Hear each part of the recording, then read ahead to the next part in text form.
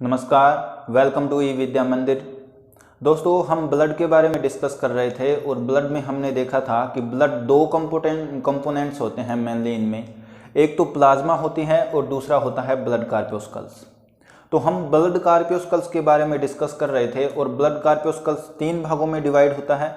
ये एक तो आरबीसी होता है, रेड ब्लड कार्पियोस्कल्स, दूसरा डब्ल्यूबीसी होता है, वाइट ब्लड कार्पियोस्कल्स, और तीसरा प्लेटलेट्स यानी कि बिंबाणु। तो हमने आरबीसी के बारे में डिस्कस कर लिया था। आज हम डिस्कस करेंगे डब्ल्यूबीसी के बारे में। डब्ल्यूबीसी होती क्या है, इसके प्रकार कितने हैं, ये किस प्रकार से हमारे शरीर में कार्य करती है, और अगर इसकी कमी या अधिकता हो तो किस प्रकार के रोग बनते हैं। तो चलिए सबसे पहले स्टार्ट करते हैं कि डब्ल्यूबीसी होती क्या है। तो देखिए दोस्तों, डब्ल्यूबीसी होती है तो डब्ल्यूबीसी क्या होती है। डब्ल्यूबीसी को वाइट ब्लड कार्पियोस्कल्स भी कहा जाता है। क्या कहा जाता है? White blood corpuscles. White blood corpuscles भी कहा जाता है और इसे हम ल्यूकोसाइट भी कहते हैं। ल्यूकोसाइट भी कहते हैं। ठीक है दोस्तों, कार्पियोस्कल्स। अगर हम बात करें इसकी कार्पियोस्कल्स की तो ये होती क्या है, तो देखिए जो डब्ल्यूबीसी होती हैं ये कणिकाएं होती हैं और ऐसी कणिकाएं होती हैं जिनमें क्या पाया जाता है? केंद्रक पाया जाता है। तो ये क्या होती है? ये होती है कणिकाएं। और कणिकाएं किस प्रकार की? ऐसी कणिकाएं जिनमें क्या पाया जाता है? केंद्रक पाया जाता है। हमने जब आरबीसी की बात की थी तो आरबीसी हमने देखा था कि आरबीसी में जब इनिशियल स्टेज होती है, आरबीसी की जब बनती है वो, तब उसमें क्या पाया जाता है? केंद्रक पाया जाता है। पर जब वो मैच्योर होती जाती है तो उसमें क्या होता है? केंद्रक डिस्ट्रॉय हो जाता है। पर ऐसा इसमें कुछ नहीं होता है। इसमें क्या होता है? केंद्रक प्रेजेंट होता है। अब बात करते हैं कि ये कार्य कैसे करती है या इसके फंक्शंस क्या है। तो देखिए, ये हमारे शरीर में प्रतिरक्षी तंत्र को क्या करती है? प्रतिरक्षी तंत्र का कार्य करती है। प्रतिरक्षी तंत्र के रूप में क्या करती है?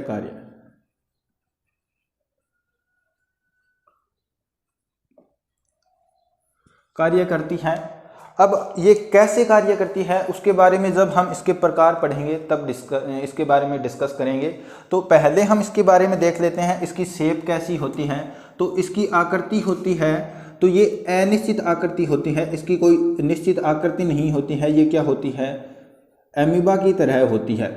अगर हम बात करें कि इसकी लाइफ स्पैन कितनी होती है, जीवन अवधि, आरबीसी में हमने पढ़ा था आरबीसी की जीवन अवधि दोस्तों 120 दिन मानी जाती है। और वहीं जो इसकी लाइफ स्पैन होती है डब्ल्यूबीसी की, इसकी 10 से 13 दिन तक लाइफ स्पैन होती है, 10 to 13 डेज। आपने बहुत सारी बुक्स में पढ़ा होगा कि इसकी 3 से 4 दिन की लाइफ स्पैन कहा जाता है, जीवन काल। तो वो 3 से 4 दिन होती है, वो गलत है दोस्तों। और ये 10 से 13 दिन होती है और ये हमारे एनसीईआरटी से ली गई है। ठीक है, एनसीईआरटी में 10 से 13 दिन इसकी जीवन अवधि मानी गई है। जीवन काल के बारे में 10 से 13 दिन के बारे में बताया गया है। अगर हम बात करें कि ये जो डब्ल्यूबीसी होती है कितने टाइप्स की होती है, तो मेनली ये डब्ल्यूबीसी होती है ये 5 प्रकार की होती है। और इन 5 प्रकार में हम देखेंगे कि डब्ल्यूबीसी कार्य किस तरीके से करती है, ये प्रतिरक्षी तंत्र में कैसे कार्य करती है। तो देखिए दोस्तों, डब्ल्यूबीसी मेनली क्या होती है, वैसे 5 टाइप्स में डिवाइड होती है। और अगर मेनली देखा जाए तो ये 2 तरीके से डिवाइड होती है। एक तो कणिकामय डब्ल्यूबीसी होती है और एक होती है अकणिकामय डब्ल्यूबीसी। तो कणिकामय डब्ल्यूबीसी को 3 भागों में बांटा गया है। एक तो एसिनोफिल्स के बारे में, एक तो एसिनोफिल्स है, दूसरी अगर हम बात करें तो बेसोफिल्स है, तीसरी अगर हम बात करें तो न्यूट्रोफिल्स है। और अकणिका के रूप में देखें तो अकणिका में 2 भागों में डिवाइड किया गया है। एक तो मोनोसाइट्स के रूप में और दूसरा है लिम्फोसाइट के रूप में। ये 5 भागों में क्या होती है? डिवाइड होती है। अब दोस्तों देखते हैं इनके कार्य किस प्रकार किए जाते हैं। तो देखिए, हम क्या करेंगे इसके बारे में डिस्कस करेंगे अब।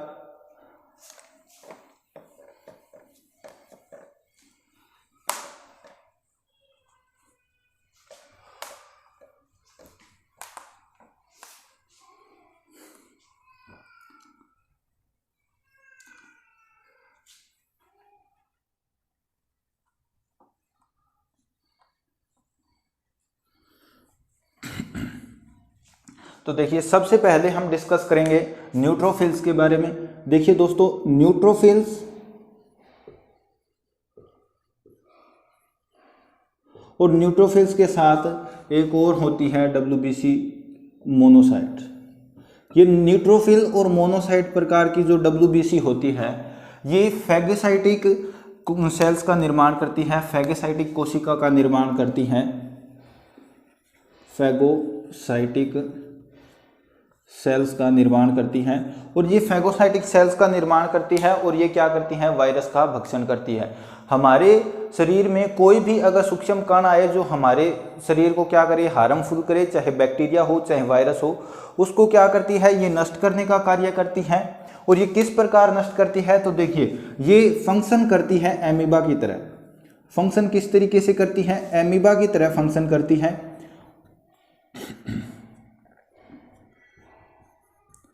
देखिए इसका कोई आकार निश्चित नहीं होता है WBC का, तो हम मान लेते हैं कि ये जो WBC है इस तरीके से WBC है और इसमें क्या है, इसका ये हम मान लेते हैं केंद्रक है। तो जब भी क्या होगा, यहाँ पे कोई वायरस आएगा, ये अगर मान लीजिए कोई वायरस है, जब भी ये वायरस आएगा तो ये वायरस आएगा, इस वायरस का क्या होगा, इस वायरस का जो भक्षण करने के लिए कार्य करती है वो क्या करती है, WBC करती है। और WBC में हमें क्या होता है, देखिए इसका दूसरा स्टेज क्या होता है कि ये क्या बनाती है, एक इस प्रकार की क्या बनाती है, वायरस को पकड़ने के लिए एक इस प्रकार की आकृति बना लेती है। और इस प्रकार की आकृति को क्या कहा जाता है, स्यूडोपोडिया कहा जाता है। ये स्यूडोपोडिया तरीके से आकृति बनाती है और इस आकृति से ये क्या करती है, ये इस आकृति से क्या करती है, इस वायरस का भक्षण करती है। देखिए ये वायरस है, इस वायरस को इस तरीके से ये पकड़ती है। स्यूडोपोडिया की अगर बात करें तो ये जो होती है ये लेग्स और आर्म्स की तरह कार्य करती है, लेग्स और आर्म्स की तरह कार्य करती है, जो वायरस को पकड़ने में इसकी सहायता करती है। और तीसरी अगर हम डिस्कस करें तो तीसरी स्टेज में ये क्या करती है, देखिए तो तीसरी स्टेज में ये क्या होता है, इसका वायरस का खात्मा होता है। तो तीसरी स्टेज में इस तरीके से ये क्या करती है, ये इसको अंदर ले जाती है, वायरस को अंदर लेके जाती है और इस वायरस को अंदर लेके जाके इसका क्या करती है, भक्षण कर देती है। इस तरीके से इस वायरस को ख़त्म करती है, इस तरीके से क्या करती है, इस वायरस को नष्ट कर देती है। और दूसरी अगर हम बात करें तो हमारे पास आता है बेसोफिल्स। देखिए दूसरी अगर बेसोफिल की बात करें तो बेसोफिल किस तरीके से कार्य करती है, तो हमारे शरीर में जो बेसोफिल होती है,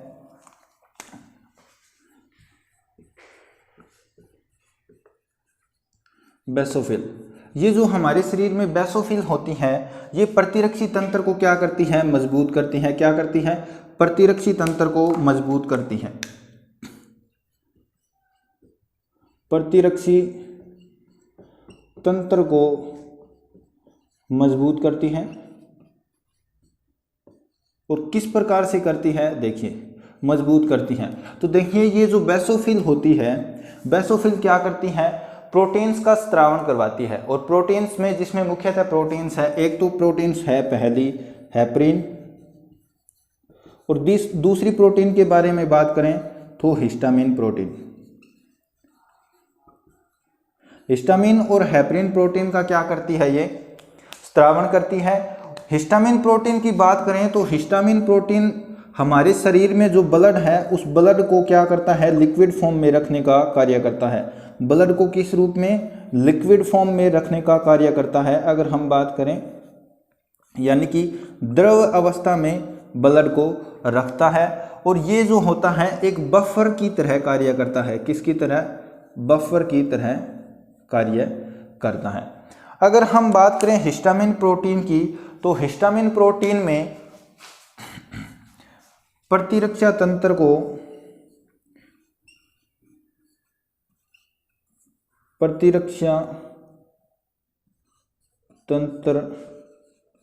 को क्या करता है, मजबूत बनाता है। ये कार्य होता है हिस्टामिन प्रोटीन का।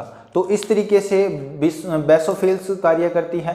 तीसरी अगर हम बात करें इसकी, तीसरी हम इसके बारे में डिस्कस करें एसिनोफिल्स के बारे में।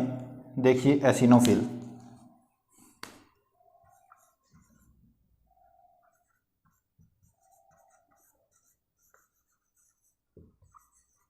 अगर हम एसिनोफिल्स के बारे में डिस्कस करें तो एसिनोफिल क्या करती है, हमारे शरीर में संक्रमण को क्या करती है, रोकती है। कोई भी रोग का जो संक्रमण होता है, जो क्या होता है, रोग बढ़ता है तो उस बढ़ते रोग को क्या करती है, रोकती है, यानी कि संक्रमण को रोकती है, ये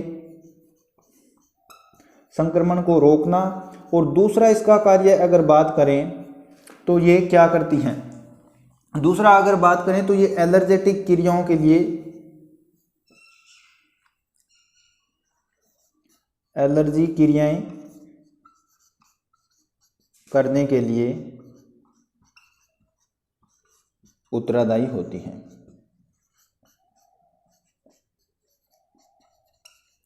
एलर्जी क्रियाएं किस प्रकार की, मतलब मान लीजिए कोई भी हमारे शरीर में क्या होता है, अगर रोग होता है तो वो उसकी पहली स्टेज में अगर होता है तो उसको हमें बताने के लिए ये क्या करता है, एलर्जेटिक क्रियाएं करते हैं कि यानी कि हमें क्या है, कोई भी रोग होने की संभावना है और हमें डॉक्टर से परामर्श लेने की आवश्यकता है। इस तरीके से क्या करती है, ये संदेश को पहुंचाती है, चाहे हमारे त्वचा से हो या किसी और से अंग से पहुंचाती हो, तो इस तरीके से ये कार्य करती है। उसके बाद में हम बात करते हैं नेक्स्ट में लिम्फोसाइट के बारे में। तो देखिए जो लिम्फोसाइट होता है, लिम्फोसाइट हमारे शरीर में क्या कार्य करती है, तो देखिए जो लिम्फोसाइट होती है, लिम्फोसाइट ऐसी WBC होती है जो हमारे शरीर में,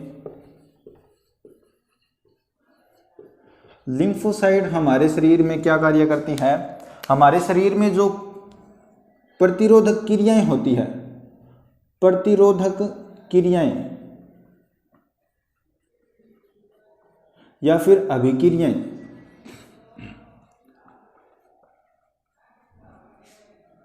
करवाती है, प्रतिरोधक क्रियाएं या फिर अभिक्रियाएं करवाती है कौन, लिम्फोसाइट।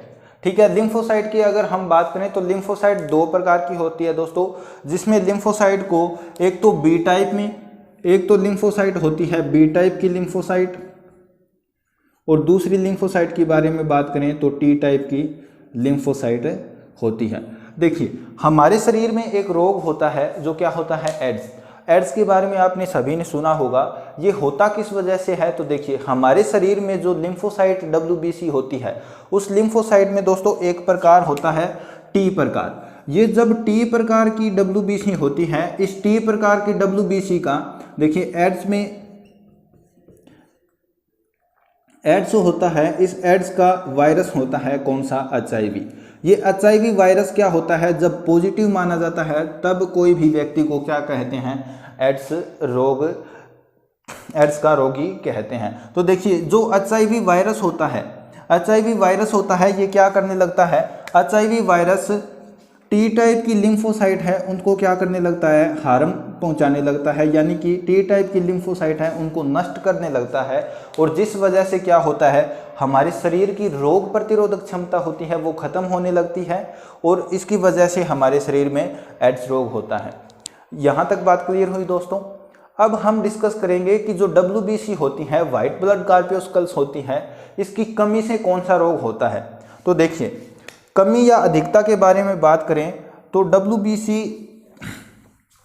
की अधिकता होने से, WBC की संख्या हमने बताई थी आपको कि 6 से 8,000 मिलीमीटर पर मिलीमीटर क्यूब में, पर मिलीमीटर क्यूब ब्लड में होनी चाहिए, पर मिलीमीटर क्यूब ब्लड में इतनी संख्या होनी चाहिए।